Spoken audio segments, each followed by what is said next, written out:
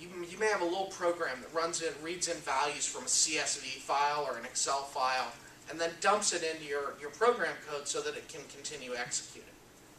So a stub is a tiny program that drives the test. Okay? You can also use breakpoints in your code. This is helpful if you're having looping issues or otherwise. You set a breakpoint, you follow it, you run your test, and you just step through it and you find out exactly where the code is breaking. You can also use message boxes or other methods to return current values of functions. So this is really, really common among development teams. I'm sure most of you do this kind of work, regularly with your applications when you're going through testing it, and that's awesome. All right?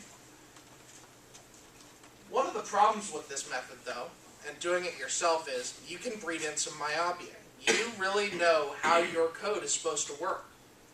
That gives you an unfair bias compared to other users. So you may think it's working great, but when the next user looks at it and they can't make it drive, then you end up in a little bit of a bind.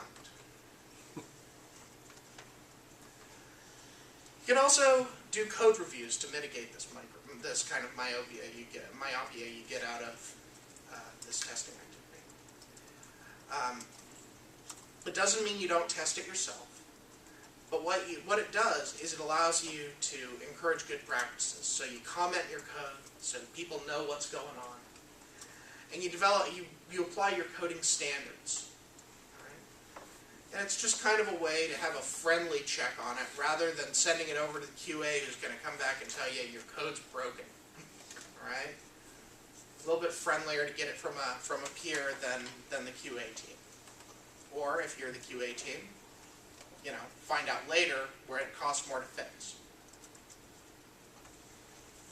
The next real phase of testing is integration testing. And integration testing really focuses on the boundaries between different areas of the system. Integration points are places where functions or modules of the code interact, or the application itself interacts with an outside product.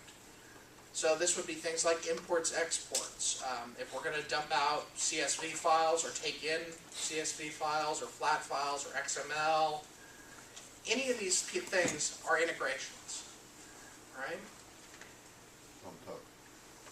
Pardon? You bumped up a slide. Oh, I did.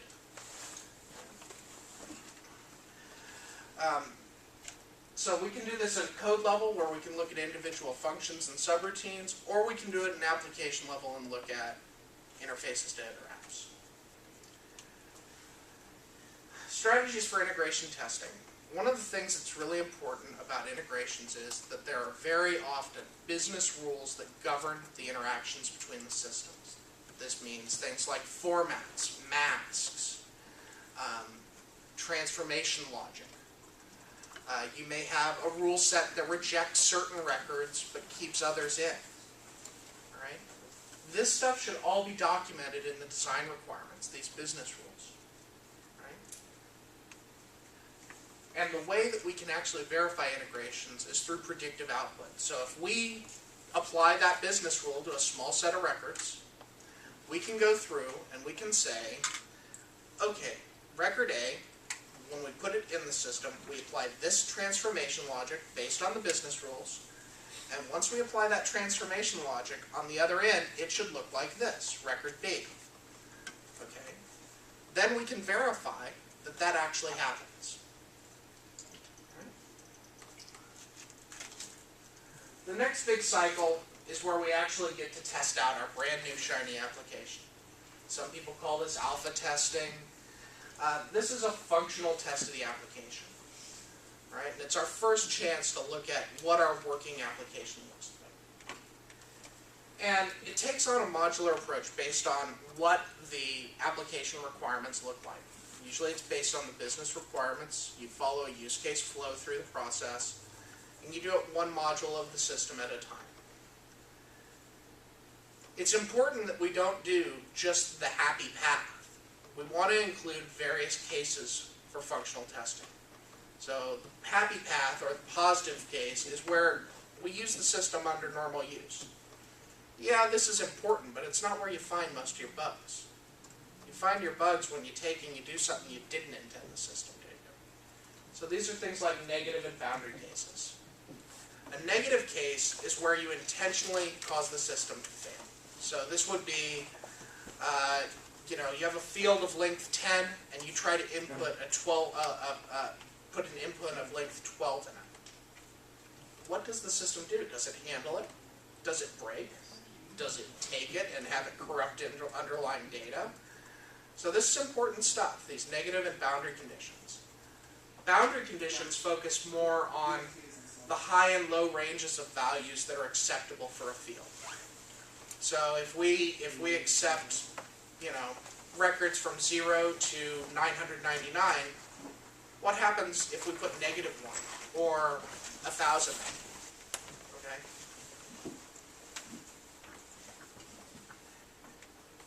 So when we do our functional tests, we can associate these to the actual requirements through a process called requirements traceability. Traceability is very important because it allows you to assess how much of your code you have covered with testing activities. And traceability can be documented. You need to do it, and you can assess, as I said, how much has been covered. It also allows, when we find a defect in the test, we can trace it very easily back to the requirement, which then can be easily traced back to a module of code. So you're doing this in your own best interest to establish this traceability. Right. Then, yeah. I'm just wondering, how do you track what you do as you go through a program? Do you have a program that you use to keep track of everything, writing stuff down? What's the method that you? So in the beginning I said that I'm the test tools lead at Amgen. We use a product called Quality Center. It's made by HP. It's an enterprise tool for doing this at an enterprise level. Mm-hmm. When I started doing this work, I used Microsoft Excel spreadsheets. So at the bottom here I got the line, we don't require any fancy tools. That's very true. You can do traceability in Microsoft Excel. Okay. You just create a column with your test script, column with the requirement, and then you can create a column for the code if you want to. Yes, sir? It triggers a thought in my mind about like different development methodologies, like Scrum, for example, which requires in the requirements a test case, or they almost start out with the test case, saying to the developer, you have to put in a searchable field, so that people can search the database or search certain fields in the database. But at the same time they say you have to create a test case to prove that this works. Yeah, and there's actually a drift out in the industry right now towards a methodology called test-driven development, where you'd write a failing test case first, and then you would go write the code that would make that case work, and then retest, and then you build that in an iterative approach.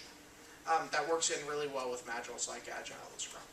So how do you feel about, I guess, having requirements include, or use cases even include, testing, not just the it doesn't requirements, but also to include a testing element to those requirements? I think it's great. If you want to put that in your requirements and say we're going to do these cases, great. I've found that that's very hard to do because usually the requirements, the tests and the requirements are jointed. There's a certain gap between the two. So if you can find a way to embed them in your requirements, that's awesome. I've found on enterprise scale apps that's very difficult to do, and it also makes your requirements doc just absolutely massive. So easier way to deal with it, break it into 2 separate docs, scope your testing in your test plan, and then you can say things like, we'll have a test at the unit level for each of these modules. That's acceptable. Sure. Some rules about traceability. A test can cover multiple requirements, and many requirements or a requirement can be associated to many tests. So this traceability thing can actually be a many-to-many relationship. So important to remember, consider when you're going through and executing. and I can't